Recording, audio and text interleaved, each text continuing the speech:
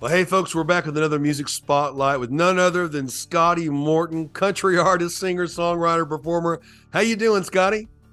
I'm doing good. How you doing?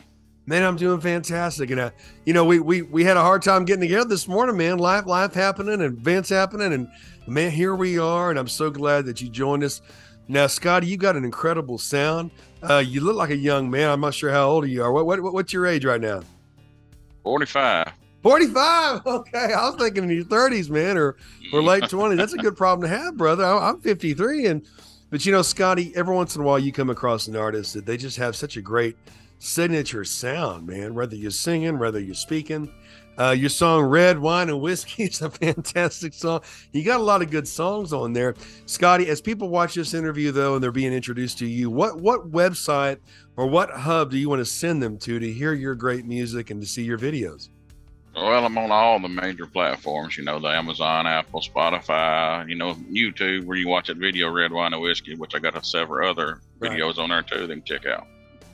All right. Well, now, when did you get started doing country music?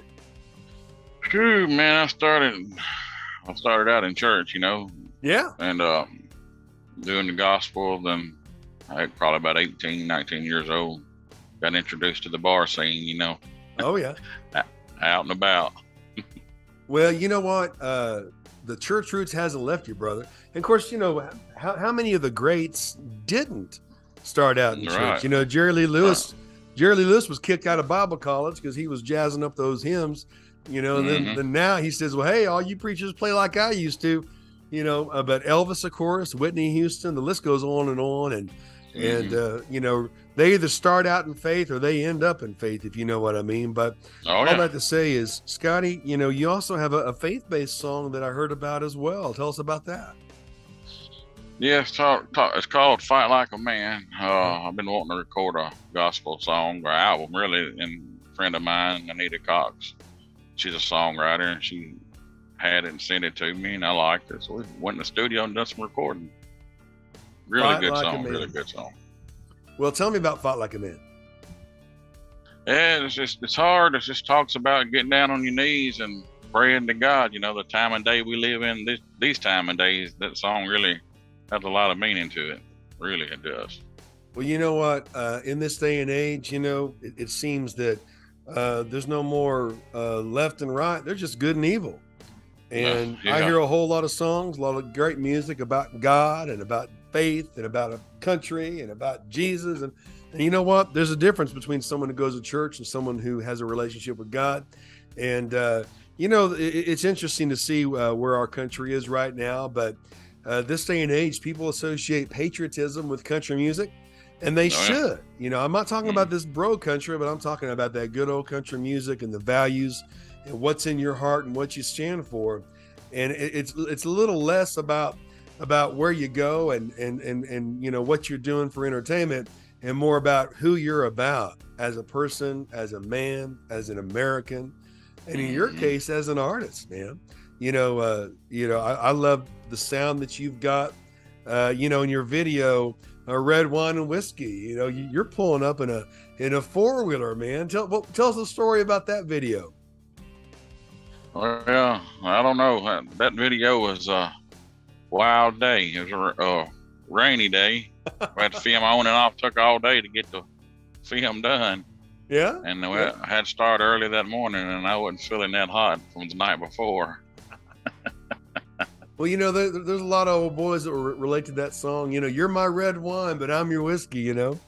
I tell you what, but some things never change, and relationships and love and appreciation and again, man, there was a time when there were good love songs, and those times seem to fade away in the rock and roll scene a little while back. But the country music, the good old classic country sound, and of course, historically, country music, boy, I tell you what, you got more good love songs and songs about relationship and songs about appreciation. Red Wine and Whiskey. You also obviously had an inspiration about red wine and whiskey. What was her name? Well, I didn't write it. A buddy of mine wrote it and pitched it to me. And it was a catchy tune. I was riding down the road listening to it. I said, man, that's catchy. So I called up my buddy Jason Roller. He's one of the guys that does all my music, plays my guitars and all that on it. He plays with the group Alabama right now. I don't roll with them. Oh wow. But yeah, he does all that. And he said, man, that's a good one. He said, sounded like a good advertising song. He said, let's get in the studio and do it. And he done his magic. So turned out really good. He sure did. And it is a catchy tune. You know, Quincy Jones, one of the ways that he would know that he had a hit on his hands, whether it was by himself or someone else, is you know, he would of course have his limo driver put the cassette in back when people used cassettes. And if he could remember the hook by the time he got home, he knew it would be a hit. You know what? That's the main thing. I was singing the chorus to Red Wine Whiskey this morning, you know, getting ready for today's filming with all the people that I film with. And I tell you what, I think that's a hit, Scotty. And I have even got to explore your catalog. You know, this day and age, folks, the music industry's changed a lot. Some for the better, some for the worst. You know, it's never been a better time to be an artist in terms of keeping more money. You know, just as soon as you can put it out, you can put it out to the world.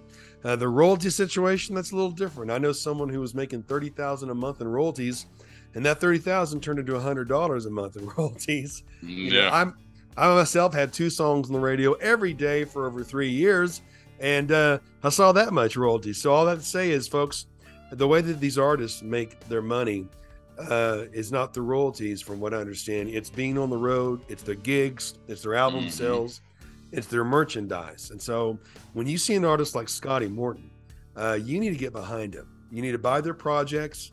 You need to go to their shows and be a part of the process and keeping that great universal language of music alive. And I don't know if you know this or not, Scotty, but all over the world, they want to be cowboys. It's been that way for a while now. When I go to Egypt, they call me Texas because I wear cowboy boots, and I'm glad I do. Don't try to ride a horse in Egypt with cowboy boots. They make those stirrups, you know, for little girly men boots. You know, that's a different story. You need to stand up in your stirrups, man, if you want to keep yourself intact. But you know what? All over the world, they want to be cowboys, and there's a good reason why.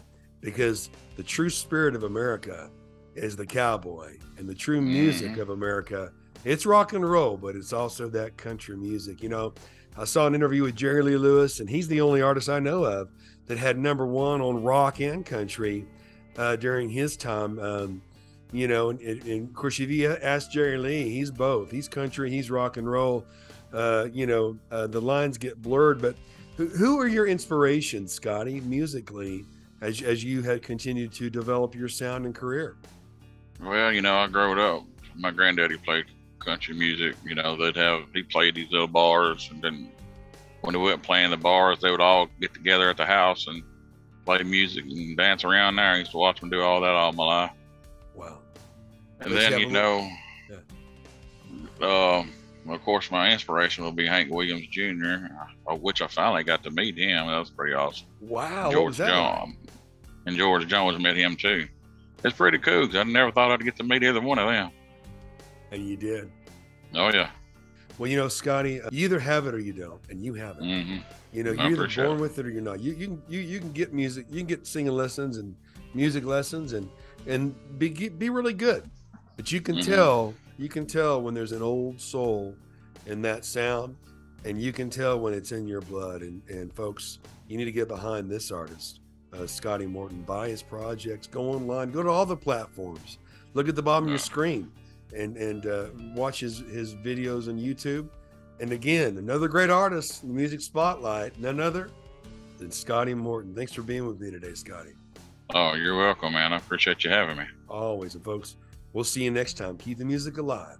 God bless you, and God bless America.